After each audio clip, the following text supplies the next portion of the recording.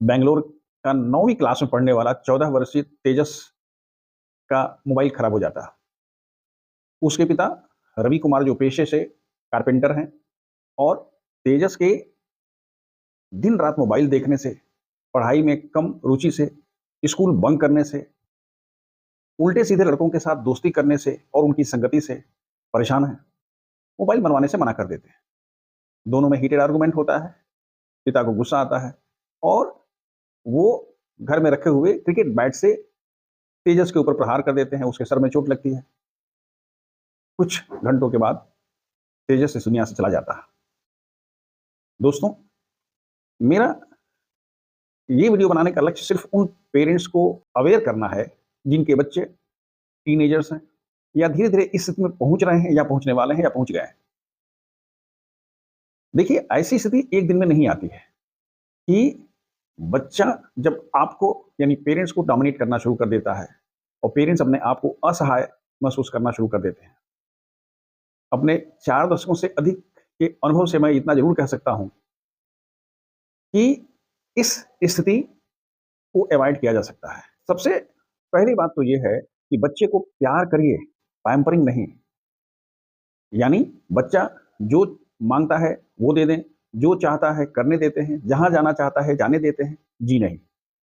उस पर कंट्रोल रखिए, रिस्ट्रिक्शंस रखिए, उसको स्वतंत्रता दीजिए लेकिन स्वच्छंद मत बनाइए, बेकाबू मत होने दीजिए। और ये आपको ही करना पड़ेगा। बच्चे को नो सुनना सिखाइए। आप ये अवेयर हो करके कि हम बच्चे को मना कर रहे हैं, हो सकता है बच्चा शुरुआती दौर में रिएक्ट करेगा, रोएगा, चिल्लाएगा, खाना छोड़ देगा, करने दीजिए। लेकिन एक बार अगर उसको पता चल गया कि हमारी हर जायज नाजायज डिमांड हमारे पेरेंट्स पूरा नहीं करते हैं, तो कुछ दिन के बाद वो अपने आप को आपके वेवलेंथ से ट्यून कर लेगा।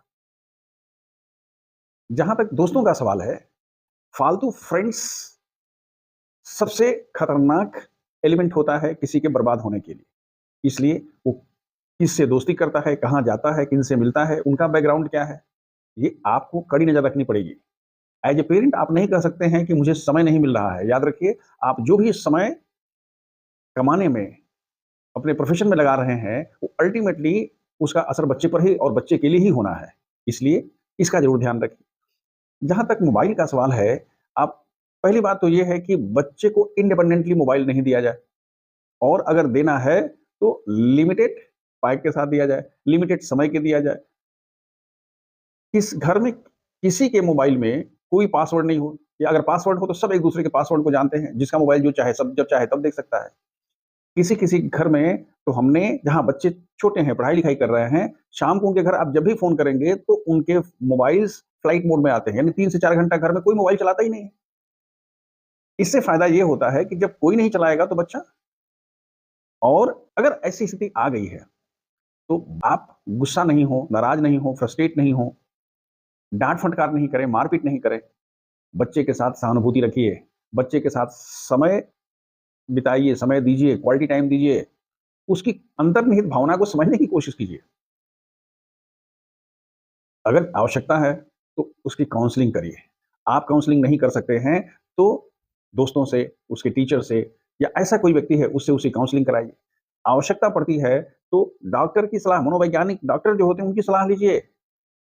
क्योंकि आप जीवन में जो भी कर रहे हैं एज ए पेरेंट, बच्चा आपके जीवन की खुशी, सफलता, आनंद का हिस्सा नहीं है, अहम हिस्सा है। और उसका सुरक्षित रहना, उसका खुश रहना, वो थोड़ा सफल कम भी होगा तो चलेगा, लेकिन उसका सुरक्षित रहना और सही रास्ते पर रहना अधिक इंपॉर्टेंट है। मेरे कहने का मतलब सिर्फ इतना है कि पेरेंट्स को अवेयर रहना है, पेरेंट्स को बच्चे के लिए समय निकालना नहीं है, समय देना है।